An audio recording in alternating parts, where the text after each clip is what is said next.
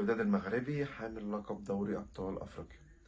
الوداد عنده لقاء مهم جدا، اللقاء ده أمام صن داونز. صن داونز واحد من الفرق يعني اللي لا غبار عليه، ما كل الناس بتتكلم وتقول فرقة صن داونز الفرقة الأقوى، الإمكانيات الأقوى، الفرقة اللي بتلعب كرة قدم هجومية، اللي عندها مدرب كبير. وأنا واحد من الناس، يعني حتى قبل انطلاق الموسم الحالي قلت إن هما الأقرب لبطولة دوري أبطال أفريقيا. إمكانيات كبيرة، مرتبين نفسهم صح، مرتبين أوراقهم. لكن عاوز أقول لكم بعد تغيير جاريدو وقدوم سيفين فاندر بروك، عندي يعني اقتناع كده، أو إن سيفين هيعمل حاجة. عنده إصرار غير عادي، تربطني علاقة شخصية بيه. راجل مدرب كويس جدا، شغله بيبان في الأماكن اللي بيشتغل فيها. عندي اقتناع كده ان هو هيقدر يعمل حاجه. مش عايز اقول ان هي مفاجاه، ما يعني لان الوداد كبير والوداد حامل لقب دوري ابطال افريقيا، ففوز الوداد ما يعتبرش مفاجاه، يعني ان الوداد فرقه كبيره. يظل الوداد حامل لقب دوري ابطال افريقيا، فرقه مرشحه انها تاخد البطوله هو والصن داونز السواسيه.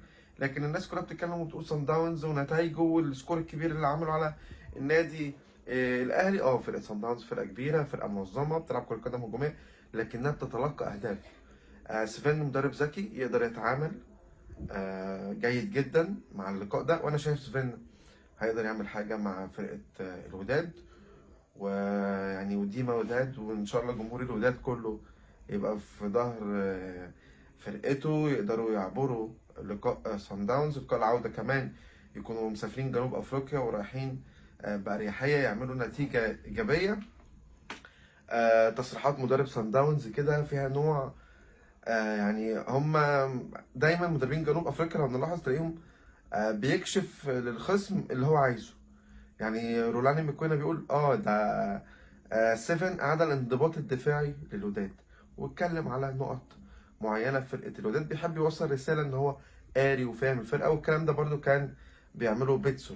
فيعني دي نوعيه التصريحات اللي بيستخدمها دايما مدربين جنوب افريقيا، وتحديدا مدربي سان داونز. اعتقد ان سيفين مركز جدا، هو عارف ان المرحله دي بالنسبه له مرحله مصيريه، وهو طموحه كبير جدا في عالم التدريب وعالم التدريب في القاره الافريقيه تحديدا، بعد تجارب عديده له ونجاحات.